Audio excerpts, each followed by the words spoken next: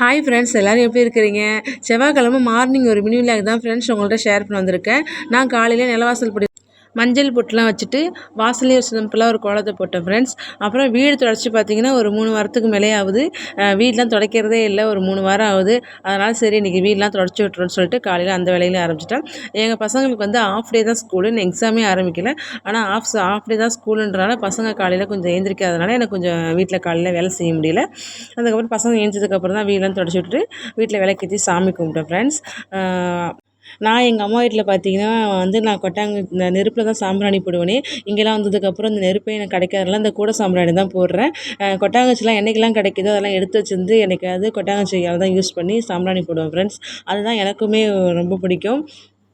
இன்றைக்கி கொட்டாங்குச்சி தான் சாம்பிராணி போட்டிருந்தேன். இன்றைக்கி மதியம் எங்கள் வீட்டில் என்ன சாப்பாடுன்னு பார்த்தீங்கன்னா சாதாரண பீட்ரூட்டும் சிம்பிளாக சாம்பார் வச்சுட்டேன் ஃப்ரெண்ட்ஸ். ஓகே பாய், நாளைக்கு ஒரு புது வீடியோவில் பார்க்கலாம்.